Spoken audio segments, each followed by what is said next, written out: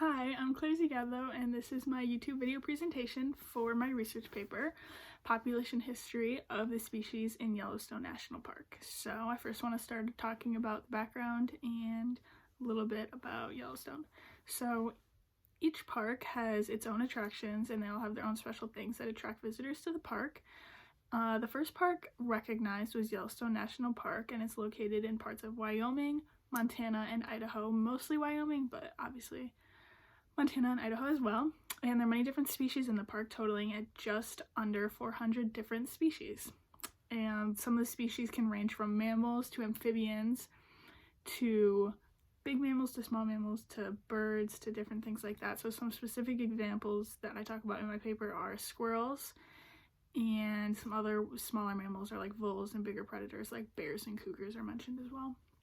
So there's many different ecosystems in Yellowstone, and the park contains many forests, wetlands, active geysers, and more.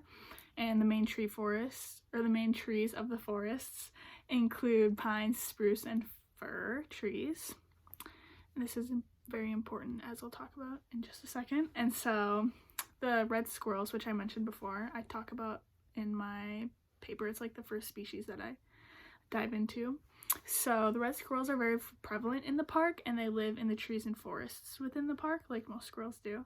And the trees have experienced issues with the beetles that naturally live in the forest, and the beetles are an issue because they eat the trees and cause them to decay and rot, killing the trees, which lessens the habitats for the squirrels.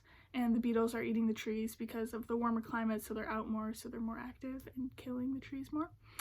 And this causes a threat for the squirrel species because with less homes there is less protection for the animals, and this poses a threat because they can become more vulnerable targets.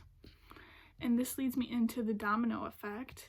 So the loss of trees and lower prey numbers can cause issues for all parts of the ecosystem. The trees are basis of life in many of these food chains in the park, and as the food sources at the bottom of the food chain dwindle, predators become more stressed out, and they eat more of the animals that are easy prey, obviously, because you're going to eat what's around you and what's most accessible. So then the prey at the bottom have a lower population as they are more eaten, which causes stress higher up at the top, like I mentioned before, because with less food comes more stress of trying to find the food. And with the lower populations, animals can become endangered or possibly extinct because of the overeating of them. And humans are often the cause of animal extinction, but they're also the only people often who can bring animals back from the edge of becoming extinct. And this is a very important topic to talk about when talking about the national parks and everything, because animals are protected in the parks. So a good example that I talk about in my paper is the American bison, and the American bison was hunted down to the near point of extinction at one point, and they were saved thanks to Yellowstone because they're not allowed to be hunted in the parks, so when they're inside the parks they are safe. So they were always hunted for food and resources by the indigenous peoples of North America, but once the Europeans came over and settled as Americans, they began to hunt the bison as well, and the Americans hunted the bison in hopes of decreasing their numbers, and they wanted the bison to leave from the plains they once lived and roamed in so they could put in the Transcontinental Railroad. And the Americans, like the settlers, were the reasoning for the near extinction of the bison, because they wanted to kill the bison for game and more as a hobby to get them off their land, and they didn't use them for food and resources like the indigenous peoples did. And the next animal or species in the park I talk about are the amphibians, and this is important because the amphibians are extremely sensitive to change, and thus watching their numbers and population sizes is important, because looking at the amphibians you can learn if there's something affecting the entire ecosystem or something that could become a very great issue to the ecosystem just by looking at them, observing their behavior, looking at the population numbers and things like that.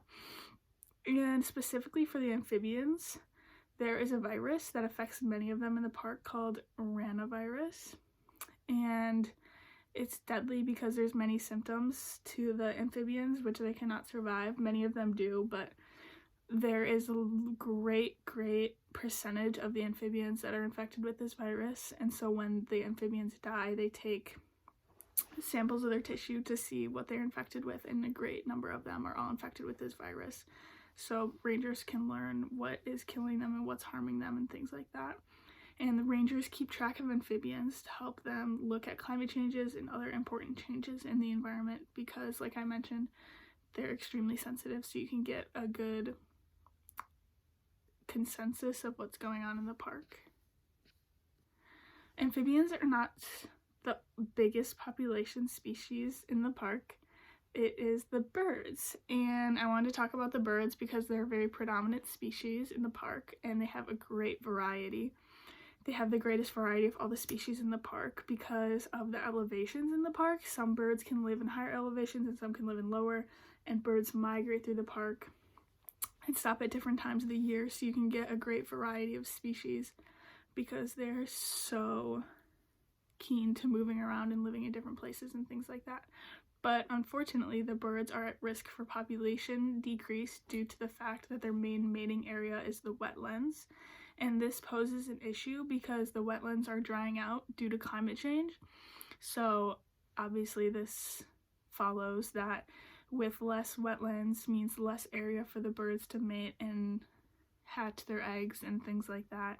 So it poses a great threat to their populations as they have less eggs and then less younglings and less things like that to keep their population growing and maintaining at a safe level. And lastly, I wanted to just conclude this with talking about how the parks are here to protect nature and animals. And as I've talked about, the parks have saved and kept a lot of different species safe.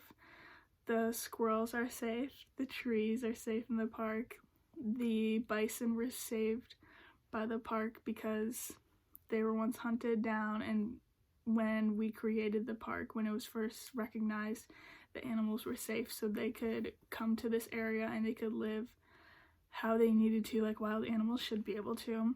And it's really important because it helps maintain the population sizes and it keeps animals wild as well because they are able to live in their natural habitats without humans building houses and things like that, and keeping them as pets and things like that. They're not domesticating the animals in the park, they're just living as how they are supposed to live. And I want to lastly just touch on that there are both internal and external factors that change populations, especially those within Yellowstone. And some of my examples that I talk about in my paper are climate change and global warming and hunting and things like that. Those are all external factors for animal populations, like hunting and things like that, which are hobbies, which are now much better regulated and things like that, but it still does have an impact. And then internal factors are more things like the beetles, the pine beetles that eat the trees and decay the trees, decreasing the tree population, which, like I said, has a domino effect, and things like that. So that is my paper, and thank you for listening.